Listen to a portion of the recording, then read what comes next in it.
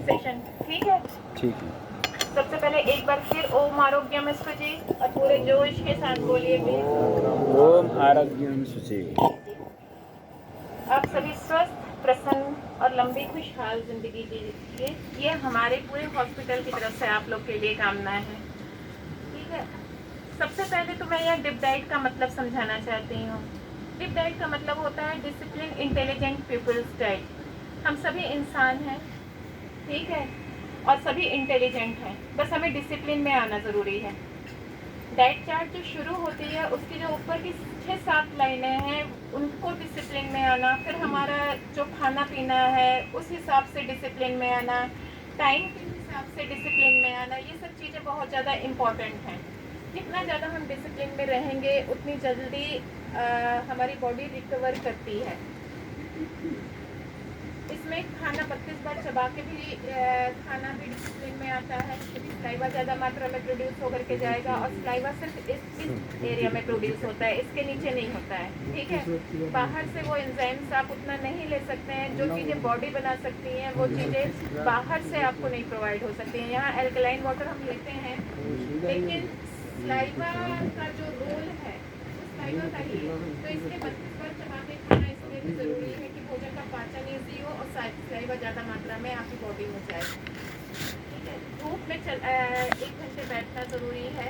सुबह की धूप में बैठिए, आजकल गर्मियाँ शुरू हो गई हैं, तो 7-7:30 बजे की जो धूप होती है सूरज की तरफ खींच करके बैठिए, विटामिन डी वगैरह सारा कुछ मिलेगा, प्लस धमनियाँ जो हमारी सारी इससे जा रही हैं आपके स्पाइन से, वो खुलना शुरू होंगी, ब्लड ऑक्सीजन सप्लाई बढ़ना शुरू होगा। धरती पे नंगे पैर चलेंगे तो जो जैसे डॉक्टर BRC कहते हैं जीरो वर्ड थेरेपी, उसका बहुत कुछ असर आएगा, ठीक है?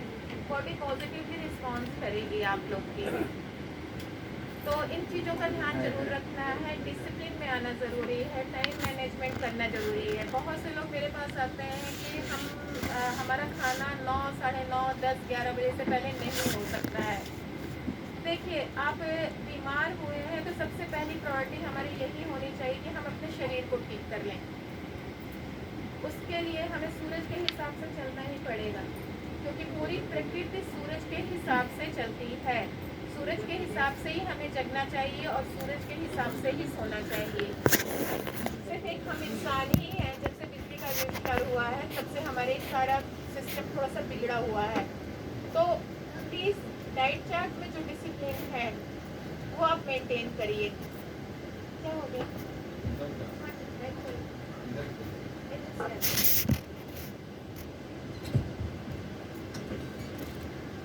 तो ये डिसिप्लिन मैंने इसीलिए समझाया कि बहुत से पेशेंट आते हैं, हम ऐसा नहीं कर सकते, वैसा नहीं कर सकते, लेकिन करना आपके हाथ में है। हम यहाँ सिर्फ समझा सकते हैं।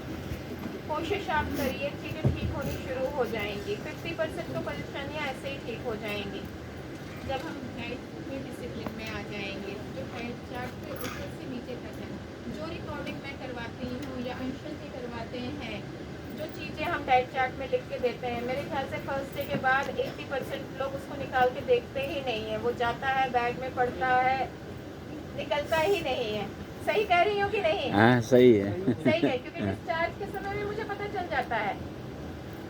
अभी यहाँ पे ही लोग ना मिलेट्स के बारे में पूछना शुरू करेंगे, लेकिन जिसके भी हाथ में डाइट चार्ट आ गया है, मैं ये नहीं कहती कि सभी के, 1-2-4 लोग इसमें से होंगे जिनके पास डाइट चार्ट नहीं होगा, लेकिन सभी के हाथ में डाइट चार्ट आ गया। फिर भी सब पूछेंगे कि ये मिलेट्स के नाम उसमें हिंदी और इंग्लिश दोनों में लिखे हुए हैं।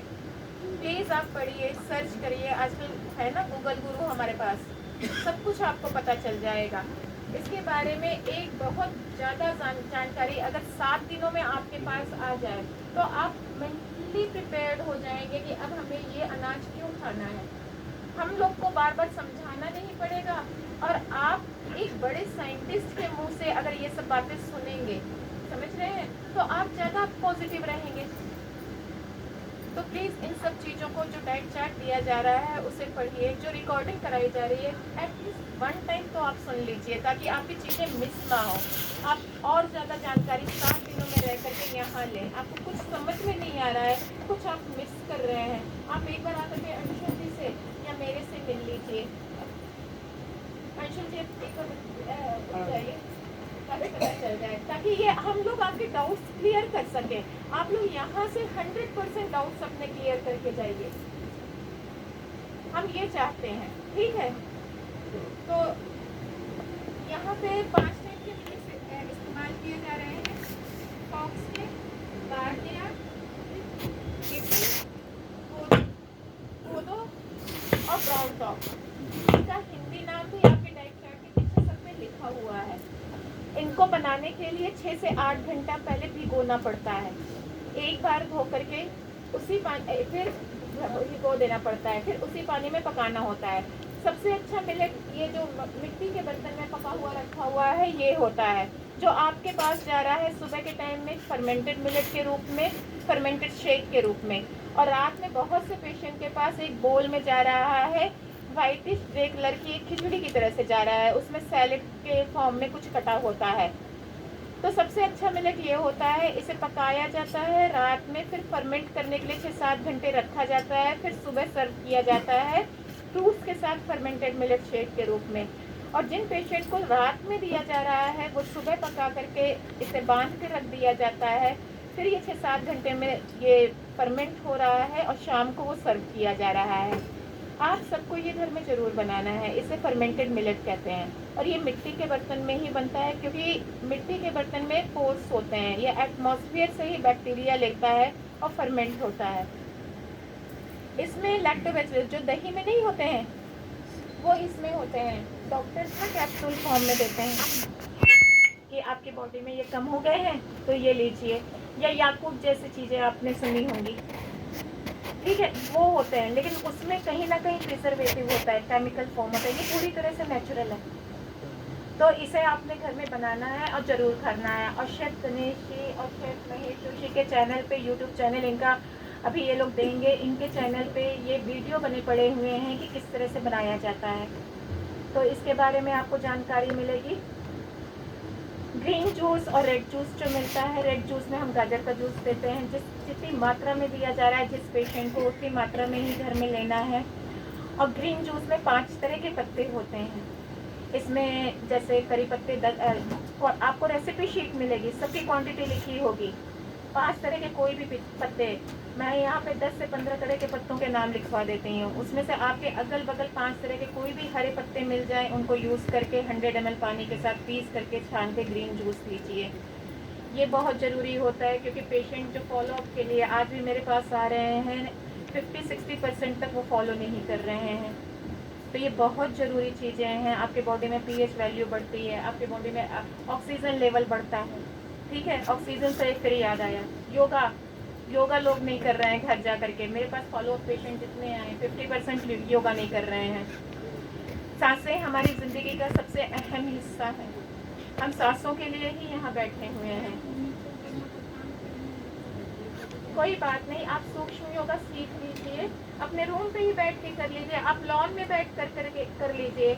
मैं कहती हूँ कि घर में जहाँ पे इंडोर प्लांट लगे हुए हैं जो ऑक्सीजन ज़्यादा मात्रा में छोड़ रहे हैं, सोफे पे आप बैठ के कर लीजिए, लेकिन एफर्ट डालिए। ये नहीं कि नहीं कर सकते, अगर आप नीचे नहीं जा रहे हैं, एक दिन कोई सीख करके आ जाए, ठीक है, फिर वो आप उस तरह से करते रहिए, क्योंकि घर में जा करके योगा को ज़रूर फॉलो करना है। हम सांसों के लिए ही यहाँ बैठे हैं, ठीक है, और योगा सांस लेने का सही तरीका हमें सिखाती है। तो इन चीज़ों को हमें ध्यान रखना है। बहुत सी छोटी छोटी चीज़ें हैं, लेकिन हमारे बॉडी में ये बहुत अहम रोल अदा करती हैं।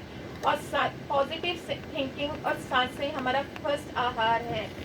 हम जितना मुस्कुराएंगे, जितना पॉजिटिव रहेंगे, उतने गुड हार्मोन हमारे बॉडी में प्रोड्यूस होंगे और चीज़ें जल्दी ठीक होनी शुरू होंगी। आपने सुना होगा बहुत से ऐसे मोटिवेशनल स्पीकर्स होते हैं जो कि एक से एक बीमारी से या एक से एक बुरे दौर से निकल करके पॉजिटिवली खड़े हो जाते हैं। उनमें सिर्फ ये रहता है कि पॉजिटिव थिंकिंग, ठीक है। और योगा को तो आजकल पूरा विश्व मान रहा है, क्योंकि ये आपकी योगा और जिम दोनों अलग अलग चीज़ें हैं। तो जिम है वो आपके बॉडी मसल्स वगैरह पे काम करता है, योगा आपकी सांसों पे काम करता है, आपके शरीर की महीन नाड़ियों पे काम करता है।